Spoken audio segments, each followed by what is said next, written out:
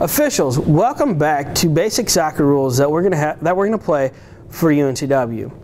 So for us, kickoffs can go in any direction. The defense must be on their side of the field and outside the restraining circle, and the offense must be on their side minus the person who may be kicking off. So if they want to kick off backwards, they can take a step onto the defensive side, and then they can kick backwards. And the ball has to rotate at least one full time for it to be legal. All kickoffs are played on the trail's whistle. We'll talk about that in positioning, but whoever the trail official is, they got to make sure everybody's set and ready to go. There are no subs. They blow their whistle, we can play. Like I said, kickoffs can go in any directions. They go to the side, then go out, but we got to make sure the defensive team is outside the circle. For us, it's about a 7-yard circle, so there's a little bit of room. It's not quite the 10, but it's about 7 yards for us.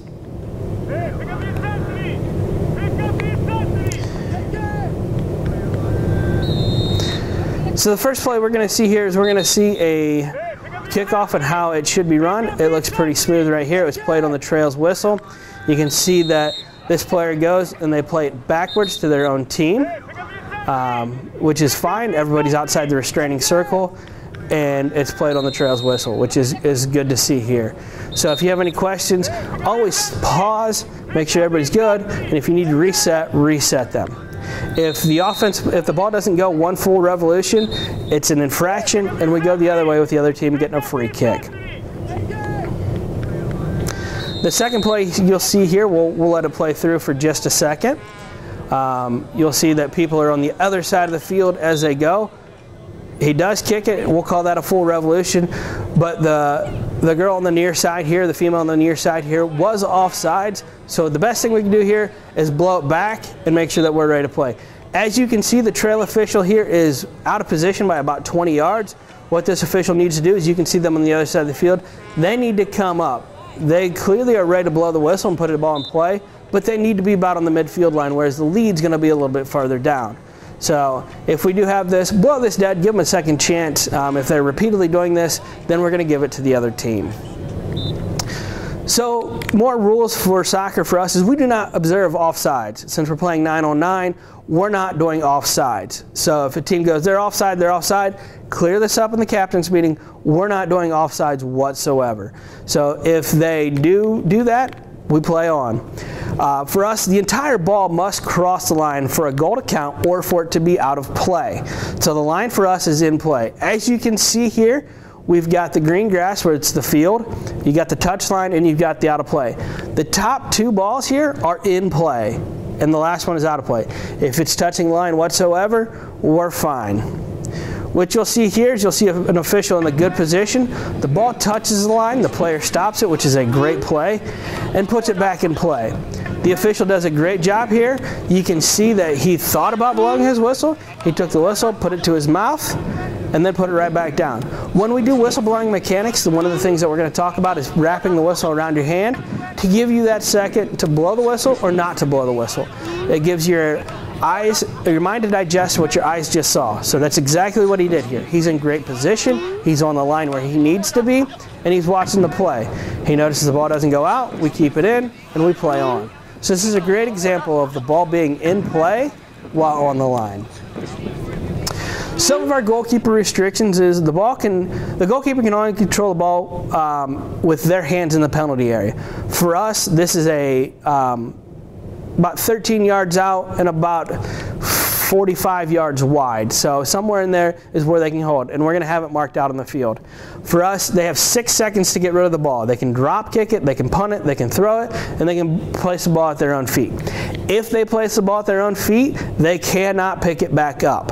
They can stop it and then pick it up, but they cannot have it and possess it and put it down and play it and pick it right back up.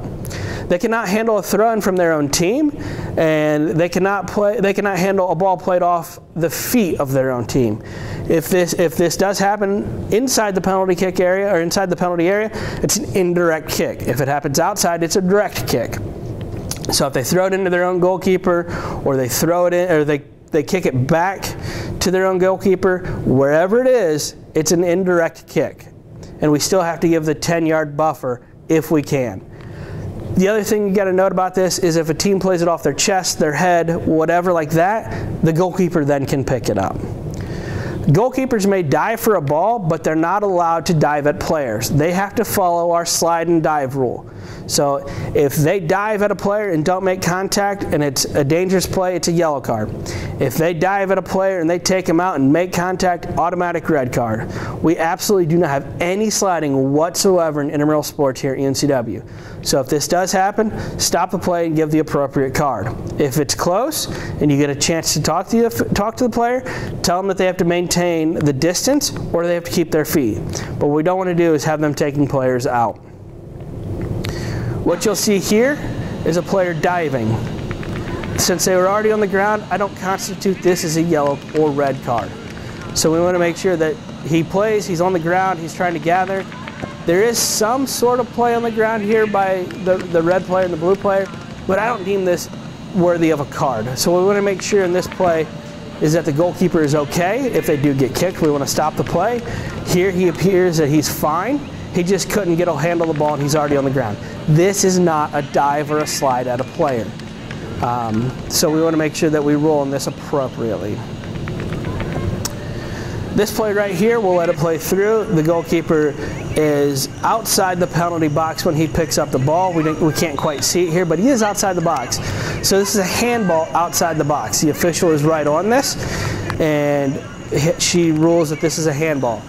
He realizes it, and he tosses the ball to the official. So what we could do here, since this is a handball, the team can play automatically whenever they want. They don't have to wait on a whistle unless they request 10 yards from the player. So if the team grabs this, puts it on the ground and plays it, they're fine. So the official just happened to pick up the ball and help set it down, no big deal. What she'll do is put it down and she'll get right back into position and they can play this as a direct kick, which they can have a scoring opportunity on.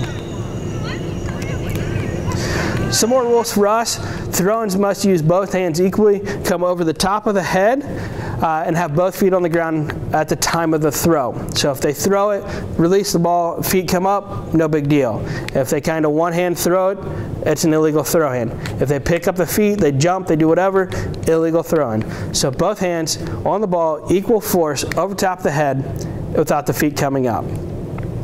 If the ball does not go in bounds, we'll replay the throw. If it happens second time, we're going to go give it to the other team. So if they go throw and it bounces down the line and it doesn't go in play, bring it back to that spot and have them rethrow it. If they're trying to gain an advantage and they're starting to walk and creep up the line and they're going and going and going and going and going and going, bring them back and make sure they throw it in where they're properly supposed to do.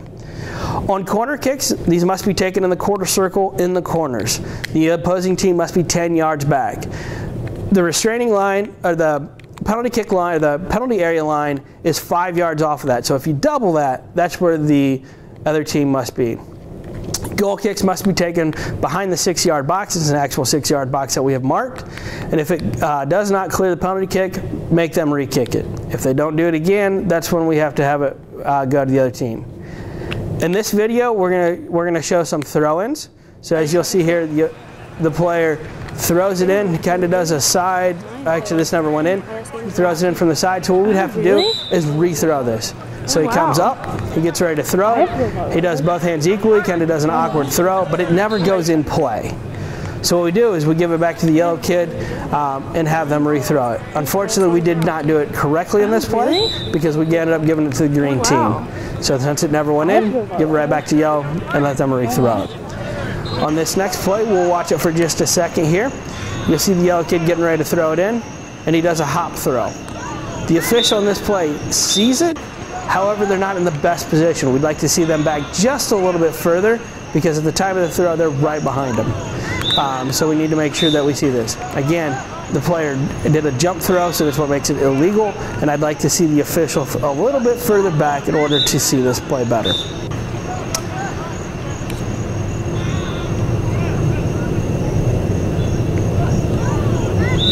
On this play, you'll see the official, the player did not put the ball clearly above their head. So what we need to do is we need to bring this back and give it to the other team because it's an illegal throw. Again, the official on this needs to be back a little bit. She's a little bit too close to this play, and she needs to be on that line to judge if the ball goes in play or out of play. So what we want to make sure is that we back that official up, and then we tell that player what they did wrong.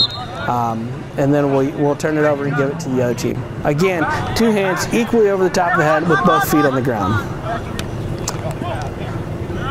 For us, direct kicks do not have to touch another player before going into the goal, and the defensive team must be 10 yards away from the ball at the time of the kick. So if they come up and put themselves right in front of the ball, you need to back them up. They then play on your whistle.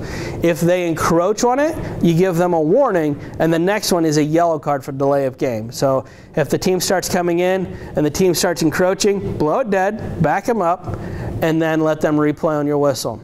If they encroach again, you give them a yellow card for delay of game. Indirect kicks, they need to touch another player before entering the goal. This does not include a crossbar or one of the posts. It has to touch a player from either team after it has been kicked. During an indirect kick, you'll put your hand straight up in the air, both officials will, and they'll play it. Once it has touched a player, you then put your hand down. That tells everybody on the field that the indirect kick is over. Again, the defensive team must be at least 10 yards from the ball at the time it's played. If they encroach again, then we go ahead and give them a warning and then a yellow card. The biggest thing about this one is the ball must roll one full circle of the ball. So you can't just touch it and go. It's got to be played.